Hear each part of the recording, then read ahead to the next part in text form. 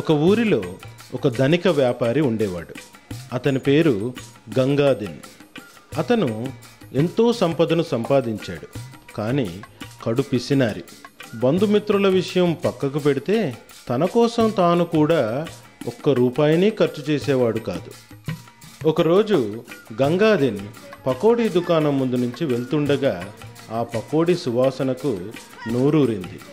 చాలా రోజులైంది నేను పకోడీలు తిని. నేను 2 రూపాయల పకోడీలు కొని నా దుకాణానికి తీసుకెళ్ళి అక్కడ తింటాను. కానీ అక్కడ నా మిత్రులు నేను పకోడీలు తింటుండగా చూశారో వారికి పకోడీలు తినిపించాల్సి వస్తుంది. ఒకవేళ నేను పకోడీలు ఇంటికి తీసుకువెళితే నా భార్య పిల్లలకు పకోడీలు తినిపించాల్సి వస్తుంది. ఎంత కష్టం వచ్చి పడింది. అబ్బా, ఏం చేసేది? ఇలా చేస్తాను. నేను ఇంటికి వెళ్ళి నౌకరుతో ఊరి బయట గల తోటలోకి పకోడీలు తెప్పించుకుంటాను. అక్కడ ఎవ్వరూ రారు. భయం లేకుండా హాయిగా నేనొక్కడనే పకోడీలు తినేయొచ్చు. ఇది బాగుంది.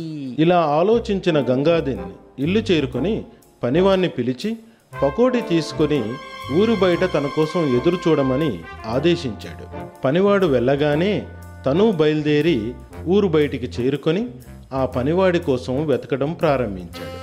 కాసేపట్లో ఆ పనివాడు పకోడీ తీసుకొని వచ్చాడు. ఆ పకోడీ తీసుకొని పనివాడిని పంపించి ఒక మంచి చెట్టు కింద కూర్చొని తినడం ప్రారంభించాడు గంగాదిన్.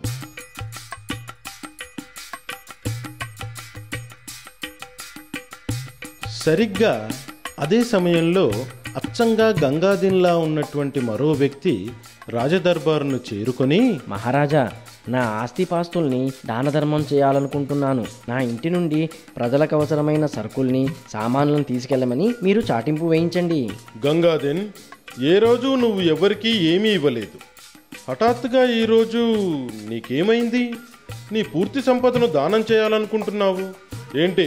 1-2 సార్లు ఆలోచించుకున్నావా లేదా? ఇంక నేను మరోసారి ఆలోచించాల్సిన పని లేదు మహారాజా. డబ్బుండి కూడా నేను నా పరివారము దాన్ని నిరుపయోగంగానే ఉంచాము. అందుకే దాన్ని దానం చేయాలనుకుంటున్నాను. సరే, నువ్వు దృఢంగా నిర్ణయించుకున్నావు కాబట్టి ఇప్పుడే ఆజ్ఞాపిస్తాను. ఈరోజే పట్టణంలో చాటింపు వేయిస్తాను. కృతజ్ఞుని మహారాజా.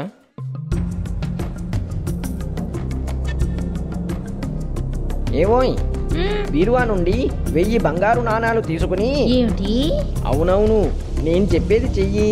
బజారుకి వెళ్ళి నీకు నీ పిల్లలకు నగలు, బట్టలు, చెప్పులు అన్నీ కొనుక్కొని తీసుకురా. తొందరగా వెళ్ళు. సరే, అలాగే వెళ్ళొస్తానండి. గంగాదిన్ భార్యకు అతనేం చెప్తున్నాడో ఏమాత్రమూ అర్థం కాలేదు. ఎందుకంటే గంగాదిన్ స్వభావం పూర్తిగా విరుద్ధంగా ఉంది. ఆ రోజు ఆమె బీరువాలోంచి 1000 బంగారు నాణాలను తీసుకొని బజారుకు బయలుదేరింది. కాసేపటి తర్వాత ఊళ్ళోని జనం ఒక్కరొక్కరుగా ఇంటికి రాసాగారు. వారంతా ఆ ఇంట్లోని రకరకాల వస్తువులను తీసుకొని వెళ్ళసాగారు. ఒకతనైతే ఎడ్ల బండినే తీసుకొచ్చాడు. ఆ ఎడ్ల బండిలో ఇంట్లోని సామానునంతా వేసుకొని సంతోషంగా బయలుదేరాడు. సరిగ్గా అప్పుడే అసలు గంగాదిన్ ఇంటి దగ్గరగా వచ్చాడు. ప్రజలంతా తన సామానును తీసుకుని వెళ్తుండడం చూసి నిర్ఘాంతపోయాడు. కంగారుగా ఇంట్లోకి నడిచేసరికి తన ఎదురుగా అచ్చం తనలాగే ఉన్న మరొకతను ఇంట్లోని వస్తువులన్నింటినీ బీదవాళ్లకు దానం చేస్తూ కనిపించాడు. బీదవాళ్ళు మంచి మంచి వస్తువులన్నింటినీ తీసుకెళ్తున్నారు. ఆ పక్కనే తన భార్యా పిల్లలు సాదాసీదా దుస్తుల్లో ఉండడాన్ని గమనించాడు. గంగాదిన్ ఆ ప్రజల్ని ఆపడానికి ఎంతో ప్రయత్నించాడు. కానీ ఎవ్వరూ అతని మాట వినలేదు. దాంతో భయపడి గంగాదిన్ రాజుగారి వద్దకు వెళ్ళాడు.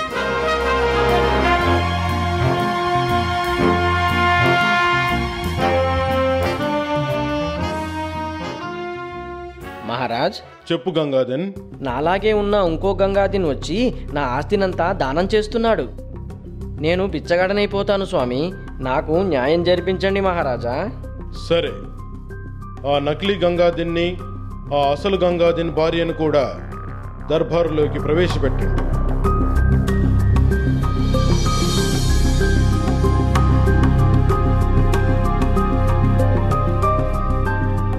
ఈ ఇద్దరిలో నీ భర్త ఎవరో గుర్తించగలవా? ఆ, ఆ, ఇతనేనండి నా భర్త. ఈ నకిలీ గంగాధీన్ నా భార్యకు సొమ్ములిచ్చి బట్టల్ని కొనిచ్చాడు. అందువల్లే నన్ను సరిగ్గా గుర్తించడం లేదు. అయ్యా, నా మాదిరే కనిపిస్తున్న నువ్వెవరు? నేనెవరో కాదు, నేను నీ తండ్రిని. అందువల్లే నేను కూడా నీలాగే కనిపిస్తున్నాను. కానీ మా తండ్రి గారు చాలా కాలం క్రిందటే స్వర్గస్థులైనారు కదా. నీ కుటుంబానికి సహాయం చేయడానికే స్వర్గం నుండి ఇక్కడికి వచ్చాను. అవును, నేను నీకు ఎంతో ఆస్తిని ఇచ్చి వెళ్ళాను.